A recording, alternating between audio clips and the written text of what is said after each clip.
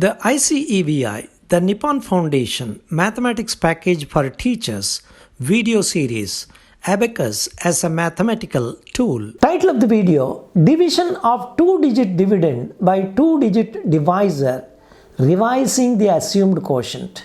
Example: 91 divided by 15. Before discussing the revision of assumed quotient concept, let us take some hypothetical examples. 9 divided by 1 equals 9. 9 divided by 2 equals 4 with the remainder 1. 9 divided by 3 equals 3. When the divisor increases by one number, the quotient decreases significantly. Similarly, when we take 19 and divide the same by 2, we get 9 with the remainder 1. Whereas 19 divided by 3 gives 6 as the quotient with the remainder 1. When it is divided by 4, we get 4 as the quotient with a remainder 3. Therefore, when the highest digit of the divisor is 2 or more, and even if the highest digit of the dividend is 9, the assumed quotient we get normally becomes the real quotient. However, the unique situation when relaxation in the assumed quotient principle is required, when the quotient we get in the division process is nearer to the highest digit of the dividend. Normally, we reduce 1 from the divided value in the first stage.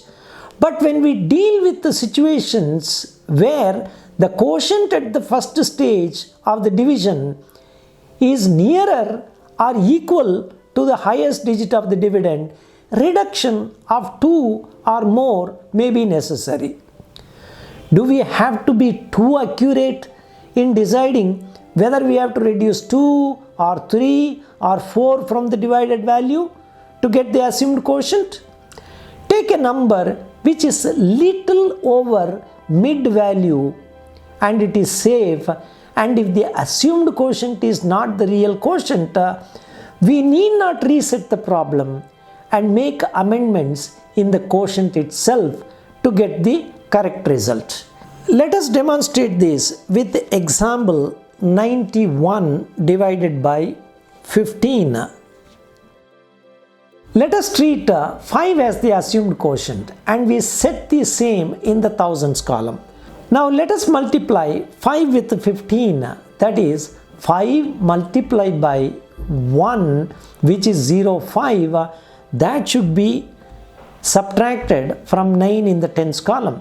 In the next stage, we have to multiply 5 with 5, which is 25. Therefore, 2 should be subtracted from the tens column and 5 in the units column. We cannot do that, and therefore 1 is subtracted in the tens column and add 5 in the units column. Let us check the remainder, which is 16, whereas the divisor is 15. We need not reset the problem. We simply add 1 to the quotient and multiply it with the divisor and subtract the same from the remainder. That is 1 multiplied by 15, which is 15, should be subtracted from the remainder and we get 1 as the remainder. That means we get the final remainder as 1 and the quotient 6. Therefore, taking a lower assumed quotient will not harm the calculation, and we have to just check the divisor and the remainder at every stage and alter the quotient accordingly. By this time, the child must have got an idea of how the assumed quotient can be taken.